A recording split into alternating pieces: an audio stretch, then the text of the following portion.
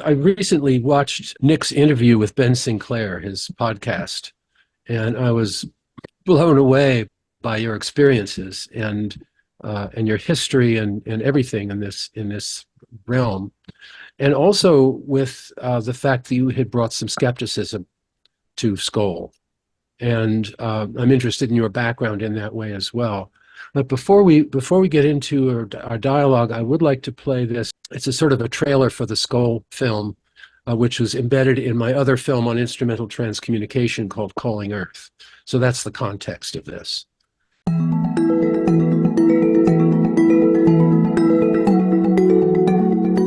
The reality of ITC is strongly supported by the practice of physical mediumship, in which the surviving consciousness of deceased persons is claimed to produce various effects in our physical world, including sophisticated interactions with our audio and visual technologies. In physical mediumship, phenomena happen of a physical nature, meaning objects move, things appear, disappear, things that people can see happening. There's an effect on real objective things. For a closer look at physical mediumship, let's travel back in time to the late 1990s in the tiny English village of Scole, where the most extensive and long-running experiment ever attempted in afterlife communication unfolded over a 5-year period in the darkened cellar of this 17th century farmhouse. The Scole Experiment was the brainchild of 2 veteran afterlife researchers, Robin and Sandra Foy, who worked closely with 2 of Britain's most accomplished mediums, Alan and Diana Bennett, and what they claimed to be a corresponding team of experimenters on the other side. During their 500 sessions, all of which were recorded on audio tape, the Scole experimental group went into a meditative state to connect with their other dimensional counterparts. The goal was to collaborate in devising and conducting experiments that could produce tangible physical phenomena, which could then be studied and analyzed objectively. Robin Foy's remarkable 550-page book, Witnessing the Impossible, chronicles each of these 500 sessions, many of which were observed by visitors, eventually totaling in the hundreds, including top-tier scientists and engineers. The experiment was also monitored by 3 experienced investigators of paranormal phenomena: electrical engineer Arthur Ellison, research psychologist David Fontana, and veteran researcher Montague Keene. All sorts of things have happened, particularly in this 20th century, which earlier generations would have said were impossible. Skeptics are often unaware of the amount of experience and the amount of knowledge that goes into investigations of this kind. Between the 3 investigators, you could say we'd had 50 years and more of experiences of this kind. We know all the tricks. Initially, we were all pretty skeptical because what had been claimed seemed so way out. The Scole Experiment was reported in contemporary magazine articles, 2 books, a 400-page scientific report, and a full-length documentary film. Its successes included nearly 1,000 hours of direct communication through the mediums, and an impressive variety of intriguing physical phenomena, such as tiny animated lights that flew around the room. The Scole group also witnessed what they claimed to be the spontaneous appearance of physical objects.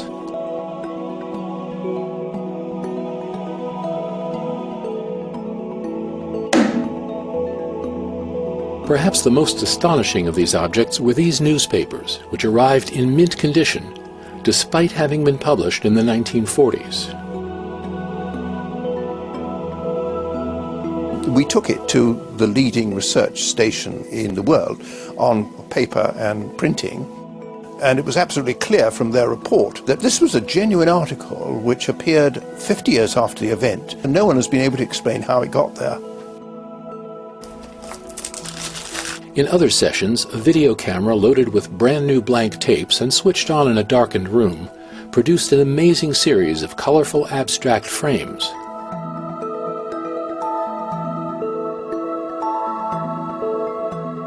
The tapes also contained unexplained light phenomena and enigmatic faces.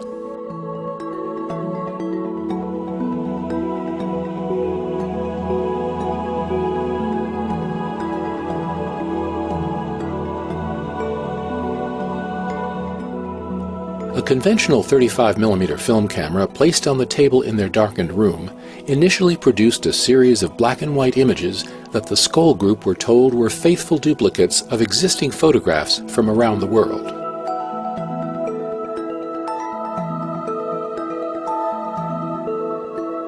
Some were photos of existing photos, and they said initially that was easier for them to do before they went on to photos that had never existed. Continuing photographic experiments using isolated rolls of film and no camera were carefully controlled by the independent investigators. We would buy the film ourselves. We would load it into a box. The box was held in the hands of the investigators so that no one could get at it. And then immediately afterwards, we would take it out of the box ourselves so that no one else touched it, and then develop it ourselves in a special machine. To everyone's surprise, these films revealed a stunning variety of content. This included whimsical drawings and symbols, diagrams, writings and poetry in multiple languages, as well as portraits and signatures of known individuals.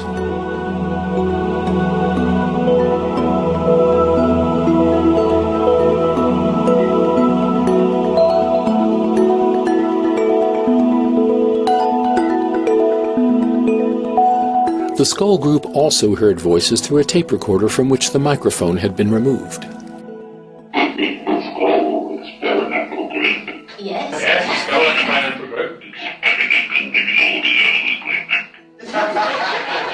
Experimenting with audio equipment. Yes. Historic moment it is. First record described as an unrelevant consciousness or another dimension. They also recorded voices that apparently came directly out of the air, most often that of a British engineer, Reg Lawrence, who claimed to have died in 1942 and possessed a special talent for this type of communication. Here's another actual recording made at Scole, in which Lawrence responds to a question from visiting engineer Walter Schnittger. Do you see any possibility to describe how you can get the air to vibrate that we can hear it with our ears? We do not speak. We think in a language we are familiar with. Yeah.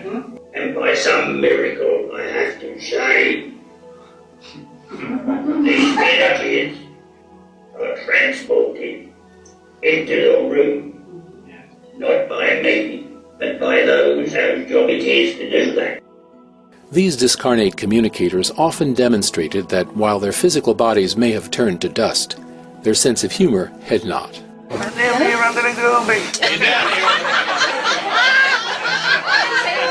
all right over there, John? No. No. Shut your eyes. Yeah. Yes. Think of something very nice. No, not that. Think of an ice cream or something like that.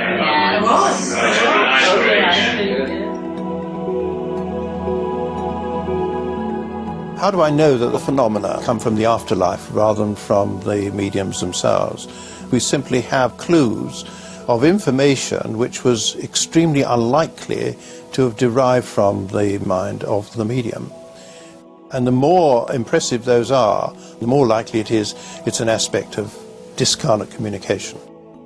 The second-rate scientists would say, well, this so-called paranormal phenomenon cannot have occurred, and therefore it must be conjuring.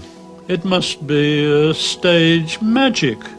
Well, that is not my idea of good science. It's not possible to dismiss the excellent evidence quite so readily. I could not do it myself as a professional magician. And I don't believe in any magician that I knew could do this. I'd say they were wasting their time doing this here for nothing, when they could be earning $1 million out there on the stage. If you take all the phenomena within the whole of the Scole experiment over 2 years while we were there, I would say that the possibility of fraud and faking was nil. These things are so extraordinary that when one tells them to people who've not had the experiences themselves, they think, oh, it must be trickery. And the challenge then always is, okay, you duplicate it. So it's probably time to introduce Nick and have him take it away. From the podcast that I heard with Ben Sinclair, you can just sort of wind Nick up and let him go for 2 hours. He's got so much information and so much wonderful personal experience. So why don't I just turn it over to you, Nick, and you just kind of let us hear your story. Okay, thank you very much. Just a tiny point of information coming from the film. It was correctly reported in the film about photographic film being developed independently of the mediums, as it were. But there was a tiny little bit that was missing, I think, and that is not all of the images were photographic images. Some of the film had been scratched on with a scratch nib type pen, and it was the emulsion that was scratched. In other words, it wasn't a photograph that had been taken, but actually somehow the film in its sealed container had been rolled out and someone had scratched on it. And that just makes it very strange. So you're not even dealing with some type of photographic manipulation. You're dealing with physical manipulation of a rolled up film in its container, for many of the experiments, even its original heat shrunk cellophane, within the wooden box that was padlocked. And yet somehow it was unrolled and written on at length on several occasions. Would you agree with that, Daniel? Well, I actually had not heard that, so thank you. Right. Okay. It fits in with a lot of what we think we understand from Scole and other physical mediumship, that the way space and time, of course, but here space is arranged for our convenience and our perception, is not necessarily how it is perceived and manipulated in other ways. I recall your mentioning in your own personal experience at Scole of seeing a manifestation of a cylinder, yes, which was smaller on the outside than on the inside. Yes. Right. I think of Doctor Who, a television program in the UK here. For those of you who aren't familiar with it, he operates out of a police telephone box, and it's very small, but when you step inside, it's enormous. And I saw something very similar to that, looking into a tube of only probably about 2 feet. And when you look down the tube, you think you're looking down 7 feet, 10 feet. But we'll come back to that. Okay, if you want me to describe a little bit about myself and how I got involved in the Scole experiments, then I have notes here to my left. I only use notes because it did happen 20 odd years ago, and I wrote these notes quite close to the time that I had the experience. And despite checking them over 2 decades, I've never had to change them. I still agree that what I said then is what I would stand by now. And before I say any more about the Scole experiments, let me tell you this. I promised the spirit world that if I got unequivocal evidence that left me in no doubt about the nature of spirit communication, of an afterlife, of other dimensions of reality, I would tell anyone in the world who asked me, free of charge, till the day I died. The day I die, I might charge them a lot and send out invoices, but between now and then, I'm happy to do that. And that should make some of you reflect. I haven't made a penny in 24 years from telling you what I'm about to tell you.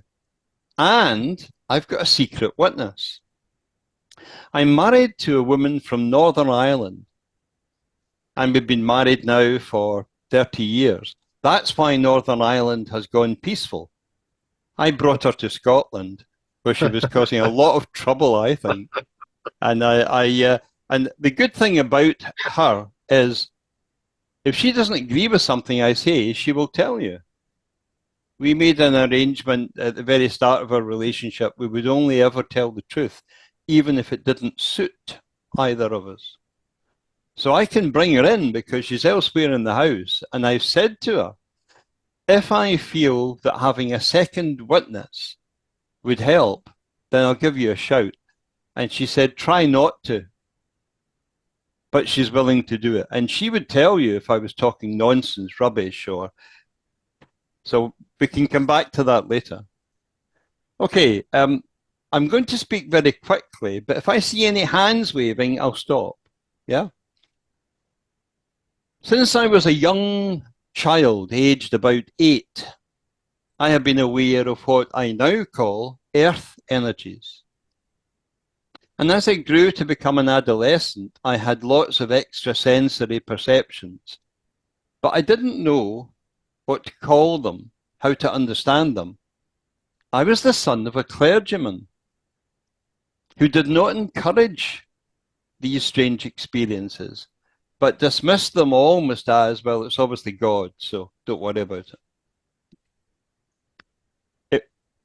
The voices that I was hearing were to be accepted as some spiritual gift, not resisted, but also not encouraged through mediumistic training.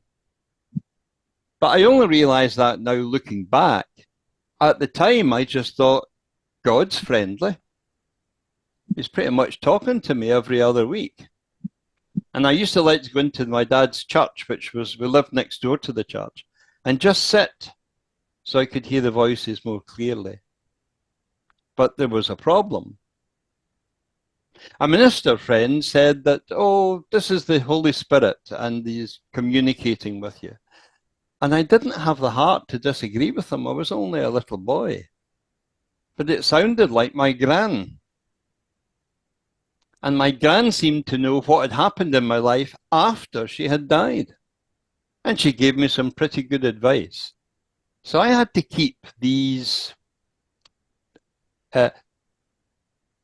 accurate, clairvoyant statements to myself for most of my life. In fact, I've only started to talk about them in recent years.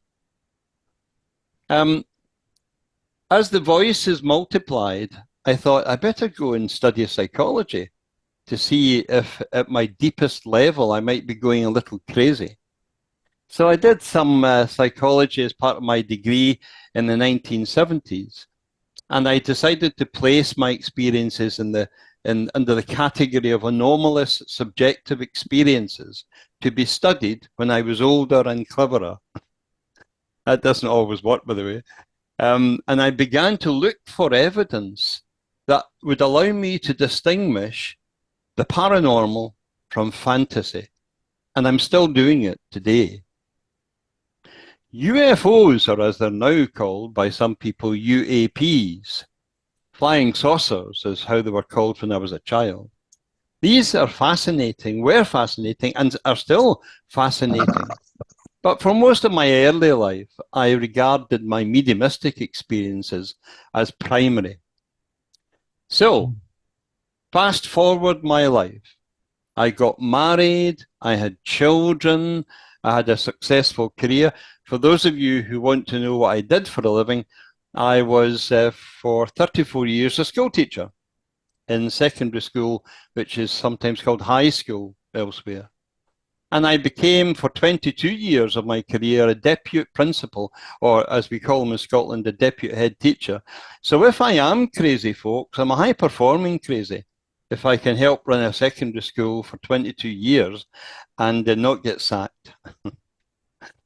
In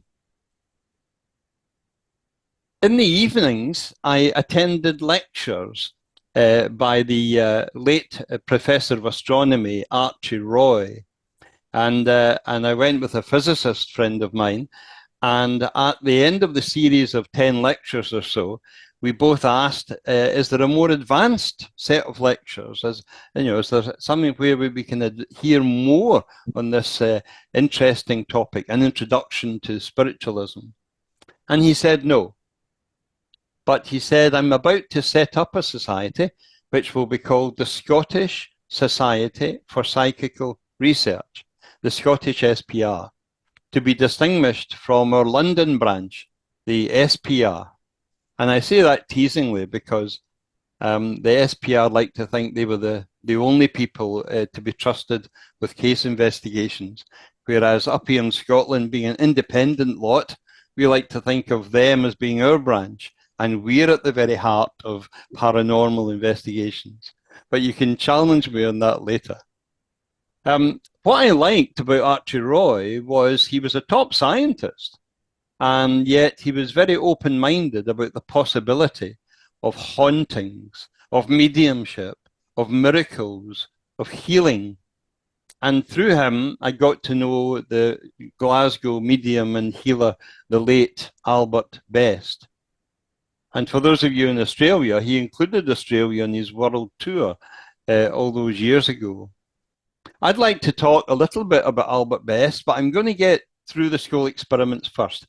If you're looking for personal witnesses to miracles, you have to find out about Albert Best. But I began to focus on physical mediumship. To me, it provided a gold standard of evidence. You don't need to worry about mental mediumship and cold reading and getting strange impressions and building narratives out of nothing.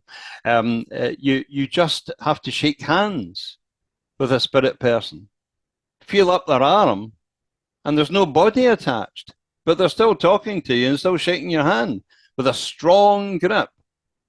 No prosthetics here. But we'll come to that shortly. To me, physical mediumship proves that it's possible to interact with deceased persons, or, for those of you who prefer different terminology, with people who seem to come from other dimensions from which they can communicate. So I had a background as a young man of having been well read in matters to do with the paranormal, of having had personal friends and that shared my interests, and people like Albert Best helping me to understand what he did. But I can tell you, hand on heart, that when I went down to this village of Scole near Dis in Norfolk on the 1st of September 1996, it was awesome. And for those of you in America, awesome is not really a word that Scottish people use very often, but I mean it. It was the most fantastic experience of my life to date. To date being the 1st of September. Wait till you hear what happened afterwards. It was stunning in its paranormality. It left me in no doubt. And for those of you who think it might be conjuring, I've got an answer to that, but so have the people at Sony Pictures. I used to work in the movie industry as a driver, and I got a couple of special effects guys, and I told them what happened at school, and I said to them, could you replicate it for me? I'm thinking of making a program in which the whole thing is shown as a fake. Of course, I was teasing them, and I said, I'll give you £1 million each. And they said, no, we can't do it. I said, come on, guys, you become a millionaire overnight. What's the problem? And they said, and this is how they said it, you're not listening. We need 3 oil-dampened platforms the size of large sofa chairs, and we need them to have constant line of sight of what you call the light images. You describe them as whizzing around and not losing their definition. We can't do that. Technology back in the late 1990s could not keep high-speed images with a degree of clarity that was maintained. Plus, apart from anything else, you talk about lights going through solid objects. We can't do that either. Going around your legs and tables, it would block at least one of the lines of sight from the projectors.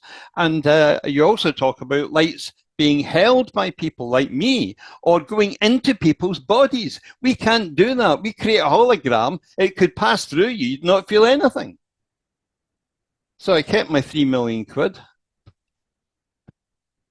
They convinced me it couldn't have been a multi-sensory surround sound, three-dimensional hoax, like Candid Camera, for those of you who are old enough to remember that show. But let me get back to my notes.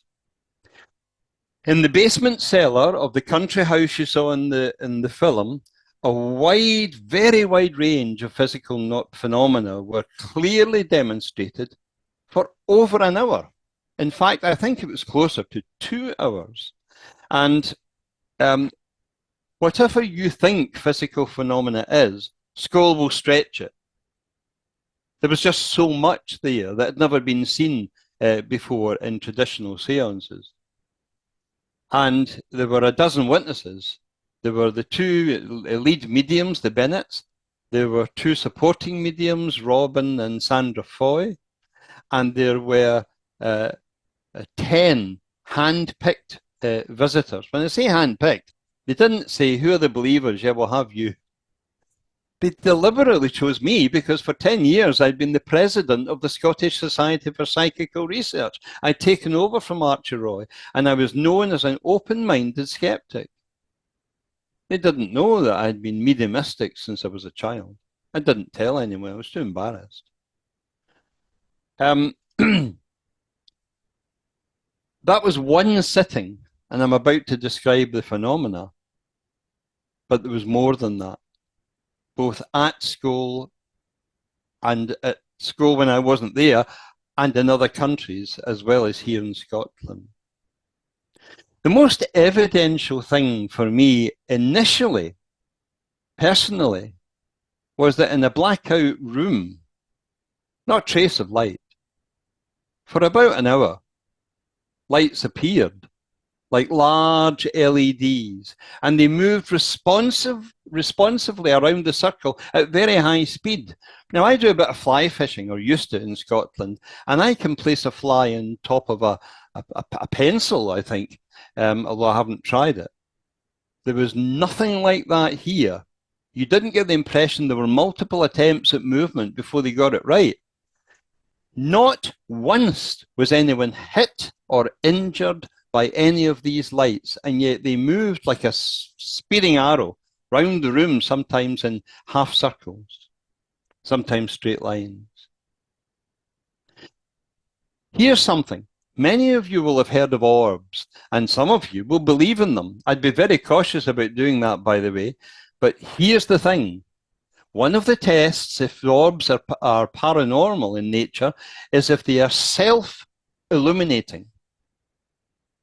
Not just some visual anomaly, but actually lighting up their surroundings. When I heard I was going into a darkened room, I frowned and I said, Robin, how are we going to see?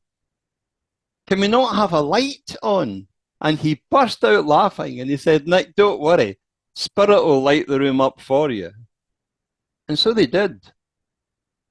I would describe the light as changing and perhaps a little dim, but bright enough to see people on the other side of the room and all the furniture that was around. For an hour. No electricity. Just spirit lights. Lighting you up, literally. I was impressed. I'd never seen energy lights so strong as that before. And even if David Copperfield had been in charge of events, and I've been to 2 of his shows, and I've seen 1 or 2 things that I couldn't explain, I know that David Copperfield could not have tickled the inside of my wife's rib cage, because that also happened, and I can bring her in to let her tell of her experience. What else were we astounded by? A materialized hand that emerged and picked up a bowl on the small coffee table. A disembodied voice that moved around the room just above head height, but came mainly from the center of the room. My wife was levitated. I'm going to say that twice because levitation usurps the laws of physics in the ordinary world. She squealed because she said she was getting tickled in the inside of her ribcage, and then the light popped out and continued to fly around the room. And I trapped it in my hands with permission, and I turned my hands like that repeatedly, because I in my confusion, was thinking there must be very nylon fishing line holding this light in place, and that they wouldn't be able to do that if I turn 360 degrees. And the lights were shining out from between my fingers. And I opened my hands, and it came up, shone a light in my face, and then shot off round the room. And it had a rubbery kind of effect. So it was definitely physical. All the time, there were bells hanging that were getting hit periodically. No one was seen to be near them or touching them. Lots of the participants were touched, including me, and it was all accompanied by accurate messages from the mediums, significant messages. Let me give you an example. My wife and I went down and stayed in a local inn. My wife, and you're the only people to know this tonight, she has a phobia about snakes. And as we went upstairs to the bedroom, there was a large aquarium-type tank with a boa constrictor in it. My wife was mortified and didn't sleep that night, but put towels under the door. She had a vision of this thing being able to stretch itself and get under the door. And I thought it was foolish. I'm very different when it comes to these things. I think you should deal with phobias and not allow them to overwhelm you. But we said nothing, partly out of embarrassment. During that first Scole sitting, the medium said, on behalf of Spirit, "We were very aware of your nervousness last night. We know how frightened you were and why. We're so glad to see that you still come, even though you didn't get any sleep." Nobody knew that. Not even the proprietor of the accommodation knew that. Just my wife and I. And again, I can give her a shout to say, is Nick lying? Is he exaggerating? Or not? So we went home to Scotland that evening. There were 5 of us, my wife, myself, and 3 others. One was a professional hypnotherapist. One was a national trainer for an insurance company. And the other was in charge of a university computing department in a kind of technical support capacity. So we weren't stupid and we weren't easily taken in. And we also had come from varying pathways to this point. Of mediumship and spiritualism and psychic experiences too. But there was a high-speed buzz of chatter. We were trying to process it and rationalize it, and we couldn't. This is what I had thought. I had thought that somebody with light fiber optic cables had completely designed the walls of the cellar, painted over them, but with a fancy computer could show us the lights as if they were stars in the sky. Now, it would have cost a fortune, but that's what I thought had happened initially. It was like when the lights went out, you could look up to this ceiling of the cellar and you were looking into the cosmos in the dark, starlit night. And I thought, wow, now that's clever. They have obviously got a computer program with all of the stars in the sky and they're making them come down and turn. And then they continued to come down and turn. And then they started to light up the room and turn, and then they started to move independently of each other, sometimes touching people, sometimes illuminating the face, whizzing off, and so on. The universe came to us that night. That's how I like to think of it. If they were like stars in the sky, those stars came to us and touched us. But I'll come back to what happened later.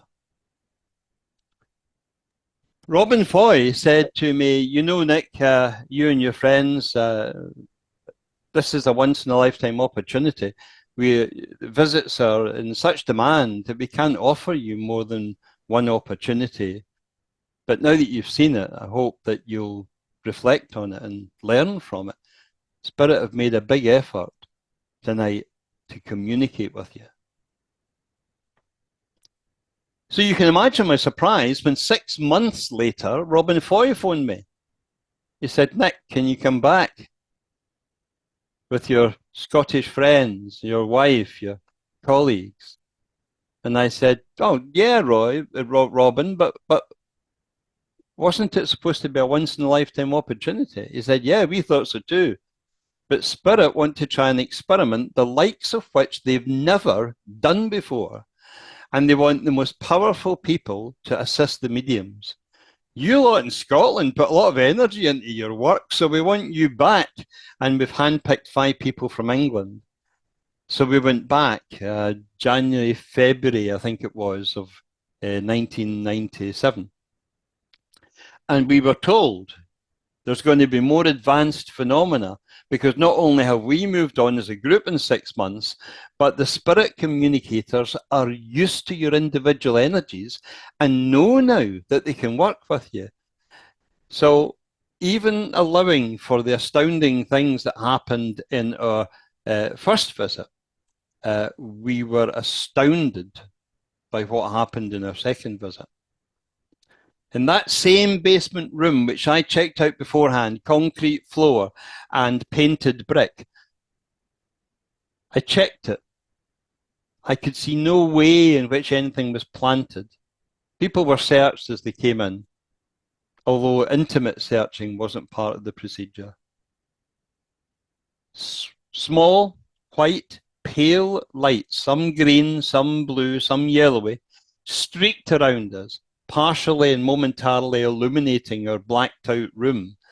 One difference was that this time the light seemed more hooded, if you like tiny torch lights, but with no body to the torch. And when they shone right across the room. They would light me up for the whole room to see, and everybody else in turn. They would have torch lights that would focus on something in the center coffee table, and as the orbs whizzed around the room, they would never lose the link between the orb shining the light and the object they were focusing on. So think about that.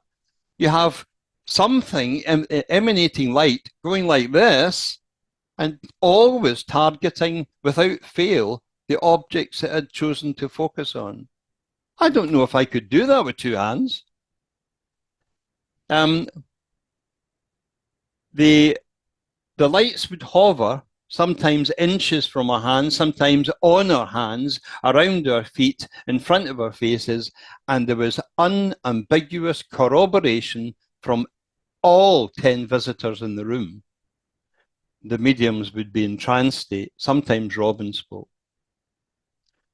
But then 2 mediums in trance, Alan and Diana Bennett, told us we were about to see phenomena which had not been seen in Scole before. They weren't even sure what it was going to be, because they said this is going to come from a dimension to which the spirit team did not have access. And we waited quietly. And despite the impressive evidence so far, the medium's announcement seemed to me to be a little fanciful. I mean, after what we've just experienced, how could it get better? Lights appeared, but in groups this time, making 3-dimensional objects, initially just lines linked by blue-white beams, and then the inner space of that drawing, as it were, 3-dimensional drawing, filled up and became translucent, and then became solid as far as we could see. They were quite small. Some of them were only perhaps a foot or 18 inches. And some of them maybe 2 feet in size. But they materialized in front of us. I mean, a flying saucer, the classic saucer shape with a dome on top, with little windows and lights blinking, appeared above the coffee table and hovered and flew around. And there was another thing that looked like a slice of cake, in as much as it had a sharp angle at one end and a bulbous curve at the other end. And it similarly materialized, looked as if it would become solid, and it flew around the room as well. One object was like a Chinook helicopter without blades. In other words, a cylinder with a bulb at each end. And it was carrying something underneath on tiny little white lines. It doesn't do justice to say it looked like a handkerchief or something.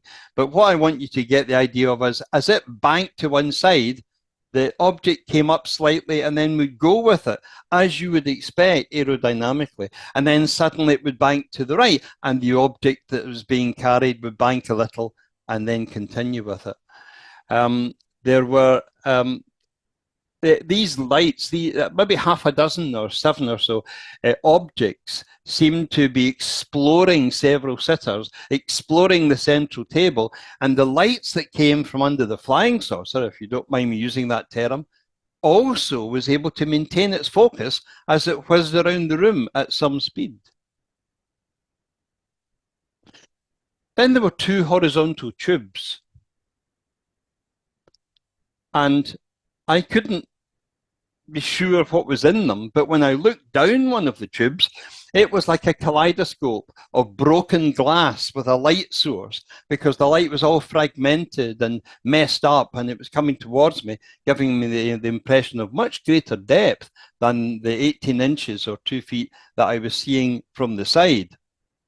I could look down and into another world, as it were, but I wasn't able to see anything clearly. And then 2 hands emerged. They were miniaturized female hands, perhaps a young girl or perhaps a woman whose hands had been made smaller. And they came out of one of the tubes and went to each person like this and moved to the next person. And went right round the whole group. You couldn't fit a child in the tube, so how could they animate the hands? I mean, I was looking really closely as I am with my fingers. I couldn't see how that could be done. There were other shapes difficult to describe, difficult to remember. I would like everyone who is a witness to tell me whether anything is slightly wrong, like maybe what I remember as light blue was a yellow or something. But other than that, the eyewitnesses were in agreement about the nature of what they were seeing. And what are we to make of this first and second visit? Do you accept people like Dr. Jeffrey Mishlov's view that the Scole experiments possibly constitute the greatest variety and intensity of unbelievable physical phenomena in the history of parapsychology and psychical research, certainly within living memory? But maybe you're thinking, Nick, you've just been deluded, tricked. Well, I know that they took a professional magician in, and behind me I've got a conjuring kit. I'm an amateur enthusiast. If any of it could have been faked, I can assure you it all couldn't have been. Remember the Sony guys? These were not special effects artificially engineered for light gyrations. These were beyond explanation in terms of ordinary everyday science. What could they have been? Tiny models? Noiseless aircraft capable of fantastic gyrations? They hovered, they streaked, they touched, they entered, passed through, all the time with impressive dexterity, resting on our hands so we could examine them without error. Could they have been secret anti-gravitational devices not in popular knowledge? Was it a hidden planetarium and I wasn't clever enough to figure it out? Was there a ventriloquist feeding accurate clairvoyance, aided by multiple conspiracy of hoaxers? Or were our visits simply as they were presented, with jaw-dropping corroboration, the likes of which I've never seen or heard before or since? My wife and I, and remember what a feisty individual she is, We've never recovered. 20 odd years later, we still feel profoundly that we have been shown a glimpse of a different sort of life, a different sort of reality. And if I go to my grave, and I'm not feeling too well, but if I go to my grave and you lot have to remember that guy, Nick Kyle, remember this. It was awesome. And it was real. How do I know? Because it didn't stop at school. Let me tell you what I did. I came home and the people from Scotland met in a home seance circle. We turned out the lights and we did exactly what the Scole group had written about in their guide. This white quartz crystal lit up on our first seance after school here in Scotland. You could read a newspaper if you held it close enough. Nobody was touching it. There's no source of electricity. It's not naturally luminous. It's white quartz crystal. But it lit up. A week later in our second seance, only the tips and points lit up, not the actual crystal. And the third week, it didn't light up at all. There were no sparks. We had used up whatever energy was in it. And I didn't really believe much in crystals. I've actually broken this one up a little bit to give it to two young people who desperately needed healing. And it worked, but I've not had the heart to ask for it back. How do you explain that? So I sat for 10 years. I'm going to put that to one side for a moment. Let me ask you a direct question. If I asked you to hold a bucket of half full of water for a few hours, some of you wouldn't be willing to do it because you wouldn't understand what I was trying to achieve. What if I asked you to do something where you saw no benefit, no results, no progress for 10 years? That's what I did. Because I knew what had happened to school was real, I thought if it's possible to replicate, I'm going to do it. And what did we get? We get normal spiritualist phenomena, which is hardly impressive compared to school. We got changes of light, we got light touches, we got drops and changes in temperature, we got accurate clairvoyance, we got touch, we even got apports. But my fellow sitters got fed up with me saying, oh yeah, it's an apport, oh yeah, it's an orb, did you see that? Yeah, but nothing like Scole. And they hadn't been to school, so they kept saying to me, Nick, will you shut up? They're good friends of mine, but they said, you're spoiling it. We're getting phenomena that lots of people would be happy with, and you keep referring back. So we're going to leave. We're going to keep you as a friend, but we're going to leave. We're going to do our own thing.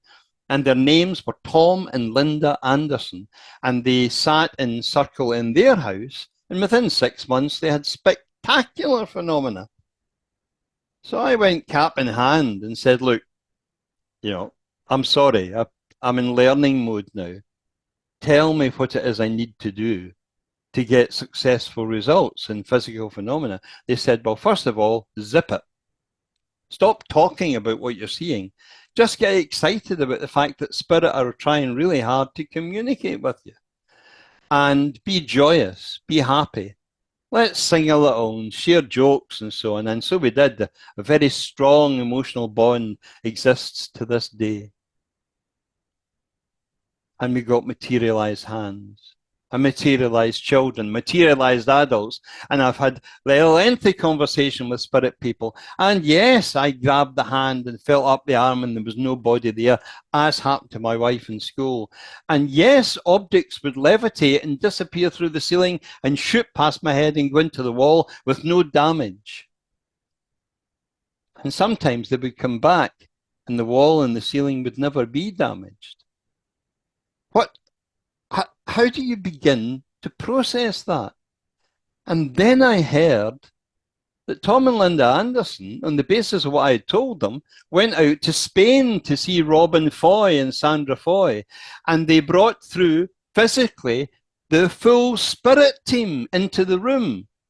They materialized physically. Robin and Sandra were in tears because to them they had lost family. And here they were and they could hug them. They were physically there. And when I said to Tom, why didn't you tell me you had done that? He said, we were embarrassed for you, Nick, because you'd been trying for 10 years and never managed it. But now you know what you need. You need that emotional bond. The emotional bond creates the energy that allows spirit to draw close. Without it, you just make it so much more difficult. If you want a second person to comment on anything that I've said to you, I trust my wife with my life, and I trust her even more than that to tell the truth. Is that okay for openers, Daniel? Well, Nick, thank you so much. My head's spinning again. But I have a few questions that actually might sound a bit trivial after your account of your experience, and one of them is, at Scole at any time did you ever see any evidence of ectoplasm? No, I have seen ectoplasm. It tends to be what I would call quite liquidy in its fluid and its movement and so on. What I saw at Scole were either orbs of a spherical nature or where I described in the second visit the lines being almost drawn and then filled with something. It was more like a translucent blue that became solid rather than something that draped. With the one exception being that helicopter type device or machine, as it flew around, it pulled, not pulled, it was connected by two lines from something that was flowing underneath. That might have been ectoplasmic, but it's not the way I would traditionally identify it. So you saw no such emanations from the sitters or the medium? Correct. Yeah, because that's what I'd heard, and that was actually one of the first things that impressed me about Scole. It was on another level from what we normally think of as physical mediumship in the traditional sense. There are physical mediums out there operating who still bring through ectoplasm, or at least they want you to believe that it's ectoplasm. I don't feel the need to judge, but let's just say it's very rare. There is a new movement amongst mediums where it's a lighter, finer, brighter, kinder, less injurious substance or energy, and they don't need things to emanate from orifices. I really would put a big question mark against the Victorian obsession with ectoplasm coming from every orifice of the body. I think there's more going on there. Yeah. Also, you would consider Robin and Sandra to be mediums themselves. Yes. And yeah, because I'd always thought of them as the witnesses and the chroniclers and the observers. But it's interesting that you felt that they were also contributing a measure of mediumship to the experiment. Yeah, let me clarify that a little bit for you. First of all, there's no doubt Robin Foy had mediumistic abilities. It fueled his interest in mediumship for most of his life. If you look into the history of mediumship, physical mediumship in the UK, you'll come across the Noah's Arden group, and prior to that, the Noah's Ark Society. Nothing to do with Noah in the Bible, but all to do with a Noah's Arden, who was an early pioneer. So there's no doubt Robin had mediumistic abilities, but there's also no doubt that he credited Alan and Diana Bennett with being the main mediums, with the main abilities to do these things. Sandra, it would be a bit like me. She's a power contributor, a power builder that allows the mediums to work more effectively. Whether she herself could do this independently, I couldn't say. I never had any evidence of that. But she was a supporter, she was an energy builder, and she was the background organizer for visiting groups. I was entertained by your account And this is outside, completely outside of Scole, but it's, I think, one of the things that brought you to it ultimately. And that is a story about the moving restaurant tables. Oh yeah. I love that story. Would you share that? Okay. For those of you who are sitting thinking all of this stuff takes place in the dark, what's that all about? Well, it doesn't. It doesn't just take place in the dark. It can take place in brightly lit rooms in public spaces. So let me give you some examples. When I went out to dinner with Sarah and Tom and Linda Anderson, very often the tables would slide around in the restaurant. Usually our tables, but not always. And I'd be able to push back and look underneath. Nobody's manipulating the table with their knees or their feet or their hands. And sometimes we all sat back like this. And the table would slide and jump like little hops around. And I was telling a prominent paranormal investigator of this. I better not use his name because I haven't asked permission. But let's say one of the top people in England to investigate stories like this. And he said, Nick, this, come on. It's a restaurant. Spirit don't want to manifest, table tapping movements and so on in a public restaurant. And I said, well, it happened. And he said, well, I'm really struggling to believe you. He said, I've been investigating the subject for 30 years and no tables in any restaurant have ever slid around for me. And I said, okay, put your money where your mouth is. Come up to Scotland. You pay everybody's dinner bill. If you do see something you can't explain, and if you don't see anything that impresses you, I'll pay. So he came up. And needless to say, I didn't have the heart to have him pay the entire bill.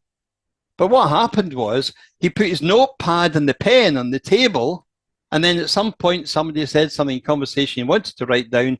As he picked up the pen, the table slid away. And he couldn't quite reach the notepad, so he would sit back and put the pen down on the table, and it would slide towards him. And he tried that 2 or 3 times. But that's not the impressive bit. The impressive bit was his partner was sitting at the next table, which was quite separate from the one he was at, and her table was sliding around in all sort of randomized directions, and I'm underneath it looking, because even I wondered if she was trying to augment things. And of course she wasn't. She was in tears, actually.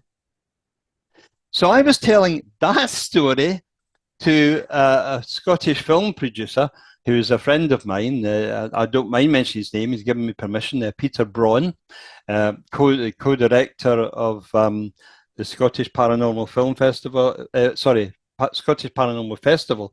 He ran that in Scotland back in 2014.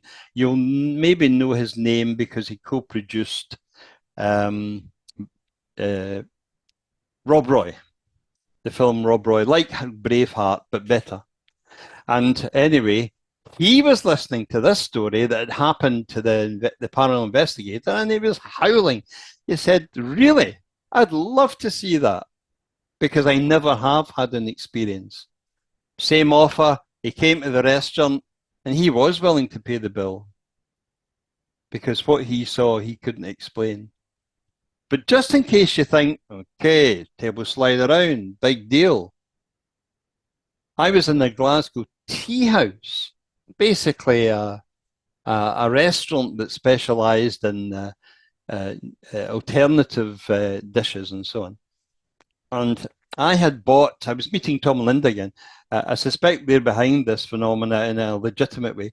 And I bought a coaster and it said, let's carpe the hell out of this DM. Taking off from the movie, carpe diem, the expression seize the day. And I slapped it down on a large 8-person table, a big heavy wooden table, nothing light or flimsy about it. And immediately the table went boing, 2 feet off the ground. This is in a restaurant. Other people were getting up and running away. And one man shouted, waitress, help, help. And the table went down. But just before that happened, I put my elbows on it and I tried to force it down. And it was as if I was the featherweight. And I'm not. I'm an ex-judo player. I couldn't move that table an inch. But when it came down level. and it was touching the ground when the waitress came in and said, "What is it?" And at that very moment, that man's table, which was quite small by comparison, circular, it rose into the air just as the waitress was walking away. And he said, look, it's happening again. And she turned round and she could just see the trace of a movement as it landed back down. So she went and got some cardboard and she put it underneath. And he's looking at her and he's saying, it's not bloody cardboard you need, it's rope. So that's my restaurant story. But why don't... Oh, I'm looking, it says Nick has video distortions from time to time. I'm sorry about that. It's no problem, Nick. Okay, but let me just bring my wife in, yeah? And I'll just say to her, talk to the group about Scole and being in the restaurant or something. But I did say I wanted to talk about Albert Best in terms of miracles, and she'll be able to talk about Albert too. Here is a man, the first time I met him, he told me my two children were dead. And he was correct. And I didn't tell anyone that. How did he know? He wouldn't have got it, no matter how much research he did. And he said, your two children are here and they're jumping for joy. They're saying, this is the first time we've ever been able to have a conversation with our dad because they died in childbirth. And I didn't react. I knew about Coldrini. I didn't want to say, oh yes, and their names were, or anything like that. I tried not to react. And he said, they're saying, that's our daddy, but who's the woman sitting to his right? Because that's not our mummy. And they were right again. The first marriage had broken up. And I remarried to the woman I'm going to invite into the room. And she can testify that that was the nature of the evidence. What a marvelous message to get from a total stranger. So I befriended this man, Albert Best. Make a note of the name. Look him up on the internet. A miracle worker. How do I know? A young man was wheeled in a wheelchair and he had swelling of the fluid in the brain. And Albert was asked by his mother, can you save him? He's been given just a few months to live. He's a brain tumour. I almost wept. And Albert sat down, closed his eyes, and began to speak in German. An uneducated Irish postman. He began to speak in German. He stood up and he put his fingers out and just lightly touched the young man's forehead. And as he drew his hand away, there was a dark globular substance at the end of his fingers, which he shook into a water bowl held by an assistant. And as he sat back down, he opened his eyes and he said, what happened? I was his friend and I'd never known him to lie, but I thought he's saying that for theatrical effect. He does remember what happened. He's learned a few words of German. God forbid that Albert, for the things I put you through and trying to prove it was genuine. I kept in touch with that mother. 3 weeks later, I phoned her up and said, how's your boy now? Not knowing what she was going to say. And she said, oh, it's all right. We got an apology. An apology from who? She said, the doctor that diagnosed him was having a brain tumour because we went to see him a week ago and he said, I'm sorry. I do apologise. I must have mixed up your son's x-rays or scan results with another patient because not only does your son not have a brain tumour today, there's no evidence he ever had one. And I saw that with my own eyes.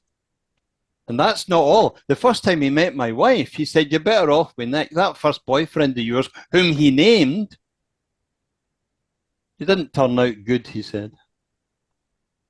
And speaking about people that didn't turn out good, I saw him point to 4 ladies in an audience of about 60 or 80, and he said, you're all here because of your brother who drowned. And they went, yeah. He said, well, I can tell you he didn't drown. He was murdered. And the man that did it, he said, I'll give you his name after the meeting and you can take it to the police. Just give me a sec. Come on in, darling.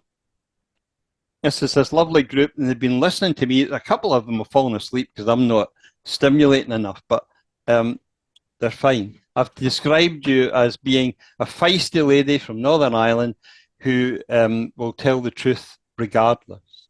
Oh, hello everyone. This is Sarah. Yes, I'm It's Sarah, better half, or however one wishes to describe it. School was very important for me because it was quite a watershed time in my life as an experiencer. But probably the important things were, and if Nick hasn't told you about them already, I'll go into more detail. The little lights, the little creamy green energy lights that flew around the room, around the furniture, up to people. But at one point, one came right up to me in the middle of my chest.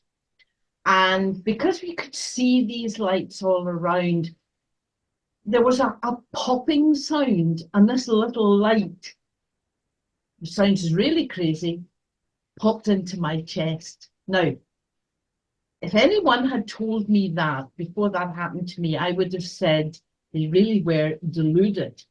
But the person sitting next to me says, it's gone, it's disappeared.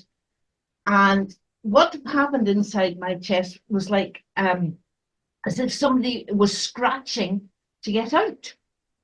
And then there was another pop and it emerged again. Now, I know this is going to be really hard to believe, but that's actually what happened. And it's the idea that something inside, as if it was scratching to get out. The chair I was sitting in levitated. And because there wasn't very much distance between the back of my chair and the wall, and because it was quite light, again, people could see. But it didn't, all four legs didn't lift up. What happened was it went up on the back two legs, wasn't leaning against the wall, and I couldn't control this chair. I had no control of what was happening. And the person next to me leant down and put their hand underneath the legs that were up and said, she's up, she's up. And I again had no control of that there. And of course then there was the figure. How did you describe the figure? No, I didn't describe the figure. Shadows emerged in front of me. Now, I have been known to see shadow people, and I am aware I have seen ghosts in the past. And shadow figures appeared. The shape, the form of two men. And it's all quite shocking because it's not what you're expecting. You've no idea. And one of them said to me, you know, I'd like to shake your hands. So I literally shook this hand, and it was just like a normal hand. It was warm, it didn't feel plastic, it didn't feel rubbery. But part of your mind thinks something like this should be happening because this form had emerged. And they said to me, would you, why don't you just feel up the rest of my arm? And so I did. And I did that really stupid thing. I got to the elbow, put my hand on what I thought would be the top part of the arm, and there was nothing there. And I screamed. My hand literally went through it. I mean, I know it's stupid screaming, but I hadn't expected. And they just laughed. It was as if, it was just like I was talking. They weren't as clear as you are on the screen here, and they were shaped, but clear enough for me to shake a hand and go up an arm. And they laughed because they thought that was very funny.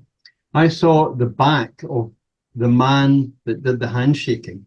I didn't see the other figure clearly at all, but I could see a dark silhouette as the lights were zooming around. You could see clearly there was something blocking the light, and it looked to me like a male physique. Can you move to perhaps our own sittings, even in Scotland with Tom and Linda. Two things that were particularly important about the sittings with Tom and Linda. The speed at which furniture moved around the room. Objects moved about and would come up to you, but nothing ever hit you. And it is, you're very rational and you're thinking, and you can feel yourself ducking or moving to one side. And it was the speed of all of that.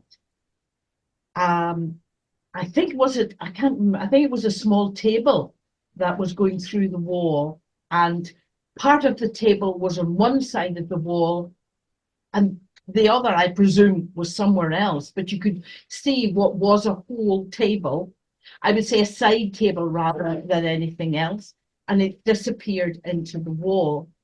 But probably the strangest thing for me, well, two things in particular, is starting at one position in a room, and when the meeting was over, you're in a different position in the room.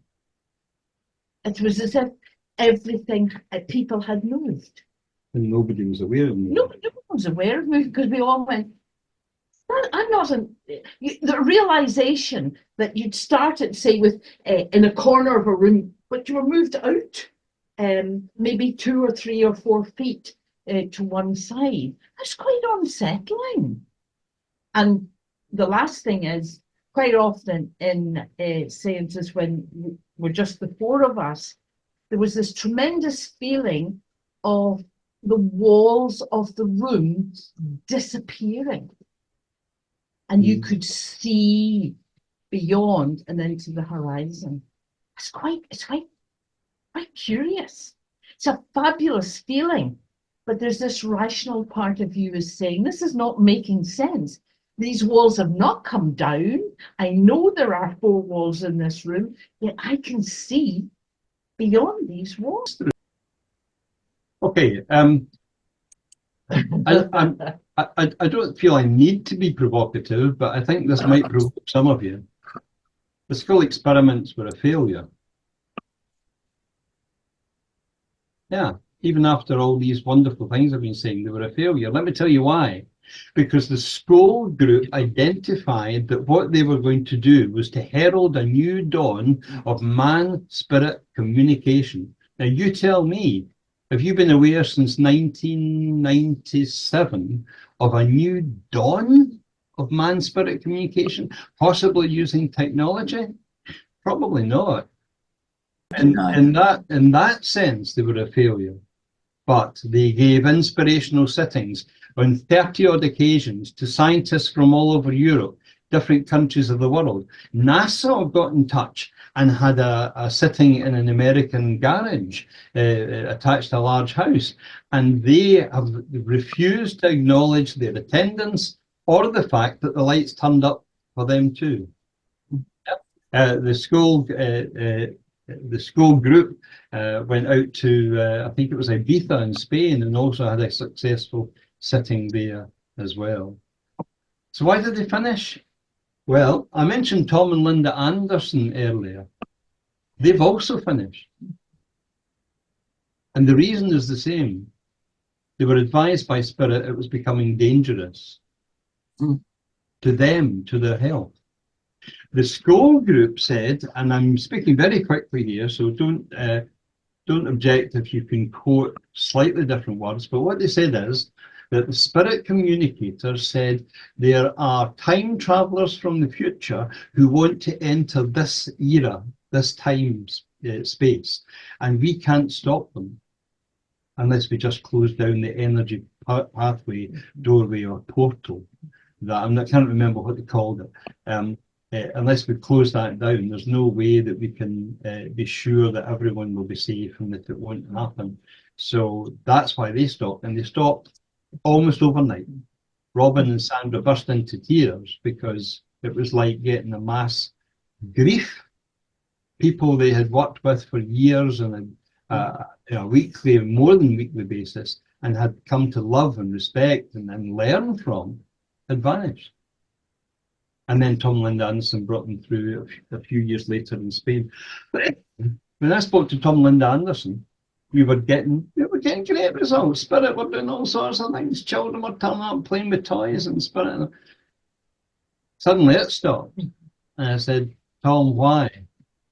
And we still are very close.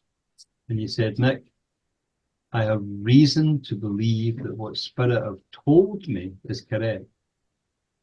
That we're putting our lives in danger by continuing to do this to the standard that we are. And Spirit have said, we're going to close down to protect you, but we might start up some other day. So keep us in mind and keep waiting. Tom still meditates and communicates with Spirit, but all of the physical demonstrations have stopped. And that's his explanation. But if we return for a moment to Scole, here is what the three investigators, David Fontana, Professor Arthur Ellison, and Montague Keen, concluded. Three very clever men. This is what they concluded after almost 3 years of study. The investigators encountered evidence favoring the hypothesis of intelligent forces, able to influence material objects and to convey associated meaningful messages, both visual and oral. And I would underline that, and I would say I agree. That would be my conclusion. And I wasn't with them for 30 odd sittings, I was with them for 2. Wow. Well, thank you so much, Nick and Sarah and everyone else. This is a wonderful session. I know Tim, by the way. I know Tim Coleman. Oh, do you know Tim? Yes. Yeah. And thank you for reminding me, because I always like to give Tim co-credit for the films that we've done together. Yeah. And also, just to clarify, what we call the director's cut of the Scole film, which is the one that Tim and I did equally, that's called Scole: The Afterlife Experiment. Yeah, I have a copy. Tim did his own version called The Afterlife Investigations, which combined what became my film Calling Earth about instrumental transcommunication, and the Scole Experiment and a few other things. So there are several versions of our I have a copy of that, not the earlier one. Okay. So it's a bit confusing, but the main thing is that the information is out there. And I'm extremely grateful to Tim and to everyone countless people who made all these things, have been making all these things possible. And of course, the wonderful people here who've made our weekly gatherings possible. In closing, would it be okay for me to run my new updated version of I'm a Skeptic?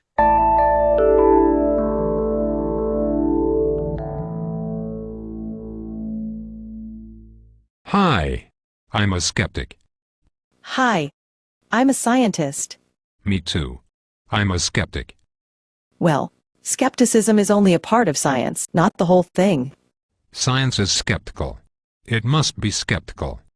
Are you familiar with the scientific method? Of course. I'm a skeptic. Do you understand that science is a process? As scientists, we observe new phenomena. We come up with hypotheses to explain them. Then we put those hypotheses to various tests to see if our explanations really fit, or whether we're just fooling ourselves. That's where skepticism should come in. Then if our hypothesis passes those tests, we call it a theory. That's the end point of our process. A theory is a best fit to the observed phenomena. It's not absolute truth. Science is open-ended, and its conclusions are always provisional and subject to change when new observations or better explanations come along. No.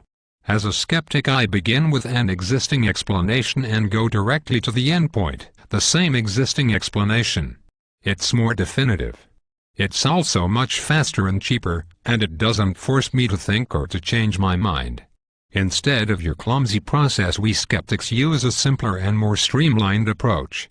It's called summary dismissal and ridicule. It easily disposes of bunk and BS. Now wait a minute. Are you saying that ridicule and dismissal are part of science? Of course. They help us to be dispassionate and objective skeptics. Name-calling helps too. You call yourself a skeptic, but what you really are is a debunker. A skeptic by any other name is still a skeptic. We skeptics are against ridiculous things. We know what's ridiculous and what's not. How do you know what's ridiculous without actually studying it?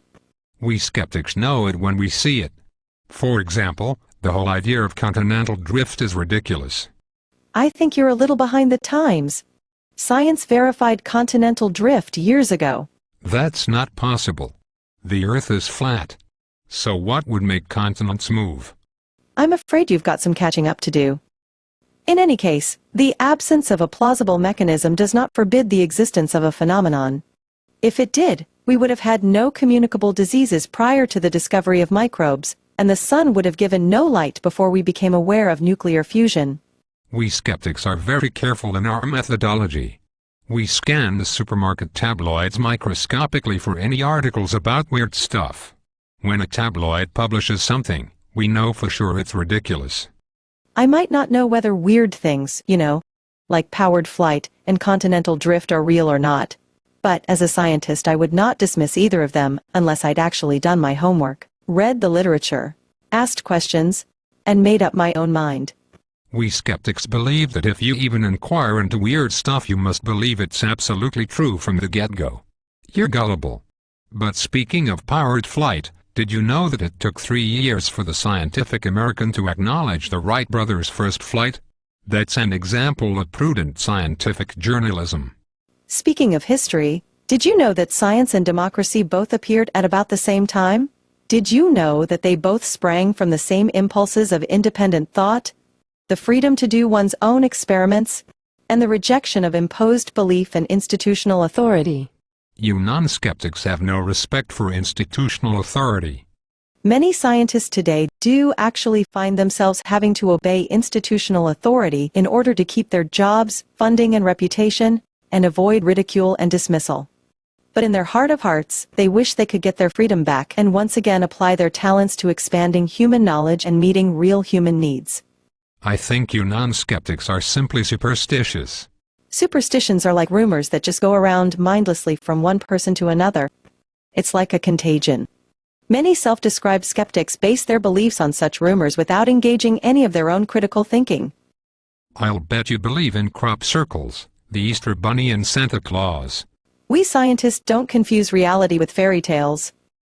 Crop circles actually exist, but I have no opinion about them because I haven't researched them.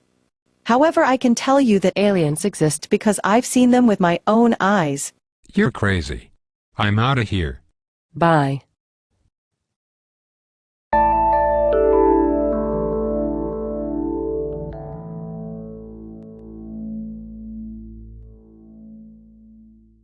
Thanks, Dan. I say that I wish to disassociate myself from the idea that I'm a skeptic.